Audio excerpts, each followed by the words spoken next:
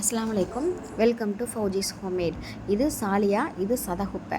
இந்த சதகுப்பையும் பச்சரிசியையும் over night நம்ம ஊற வச்சிடணும். அதுக்கு பிறகு அடுத்த நாள் காலையில் நம்ம நேரத்தோட வெறும் வயிற்றுல இந்த கஞ்சி குடிக்கிறது தான் ரொம்ப நல்லது. அதோட எங்கள் மாமியார் மஞ்சள் வச்சு தான் அரைப்பாங்க. நான் தான் மாச்சப்பட்டு வீட்டில் அரைச்ச மஞ்சள் தூளை வச்சு அரைச்சிட்டேன். இது எங்கள் மாமியாரோட ரெசிபி தான் சாலியா சதகுப்பை கஞ்சி. இது சளிக்கு ரொம்பவே நல்லது. சளி இந்த கிளைமேட்டுக்கு ஏற்ற ரெசிபி தான் இது. இது தேங்காய் பால், நல்ல ஒரு பெரிய தேங்காய் உடச்சி பால் எடுத்துக்கணும். தலைப்பாலை தனியாக ஒரு பவுலில் வச்சுக்கணும், இது கடைசியாக சேர்க்குறதுக்காக. அப்புறம் 2வது 3வது தேங்காய் பாலை நம்ம எந்த சட்டியில் நம்ம கஞ்சி காய்ச்ச போகிறோமோ அதில் அந்த மருந்து இந்த தேங்காய் பாலை சேர்த்து நம்ம அதை கரைச்சிட்டு நம்ம அடுப்பில் வச்சு கிண்டிகிட்டே இருக்கணும். இதை கைவிடாமல் கிண்டணும், ஏன்னா இது அடி பிடிச்சிரும்.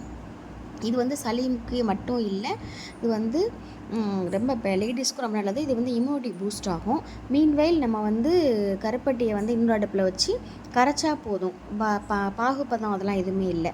இந்த சாலியா சதகுப்பை அந்த கரைசல் நல்லா வெந்து ஸ்மெல் வந்ததுக்கு பிறகு நம்ம இந்த சாலியாவை சேர்த்துக்கிறணும். இந்த சாலியா ஜவ்வரிசி மாதிரி ஒரு பலூன் மாதிரி வேகும். வெந்ததுக்கு பிறகு நம்ம இந்த கரைச்சி வச்சுருந்த கருப்பட்டி இருக்குல்ல, அதை நம்ம அதில் சேர்த்துக்கலாம். அந்த டைமில் உப்பு சேர்த்துக்கணும். நான் அதில் காமிக்கலை. உப்பு, இனிப்பு எல்லாமே நம்ம அதில் டெஸ்ட் பண்ணிவிட்டு அதுக்கு பிறகு தான் லாஸ்ட்டாக தான் நம்ம தனியாக எடுத்து வச்சோம்ல அந்த தலைப்பால், அதில் 2 நாட்டுக்கோழி முட்டை இதில் சேர்க்கணும். அந்த நாட்டுக்கோழி முட்டை 2 போட்டு நல்லா இதை அடிச்சுக்கணும். அடிச்சுட்டு அதுக்கு பிறகு அதில் நம்ம அதை ஊற்றி அதுக்கு மேலே அதை கிண்டக்கூடாது. அதை அப்படியே நம்ம அந்த கஞ்சியில் ஊற்றிட்டு அப்படியே மூடி வச்சிடணும்.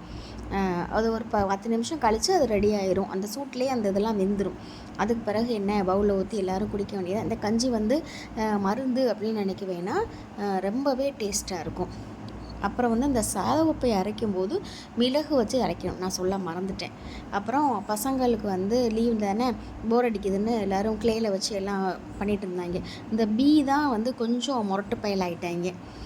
இந்த வீடியோ பிடிச்சிருந்துச்சுன்னா உங்களுக்கு லைக் பண்ணுங்கள், ஷேர் பண்ணுங்கள், சப்ஸ்கிரைப் பண்ணுங்கள். தேங்க்யூ.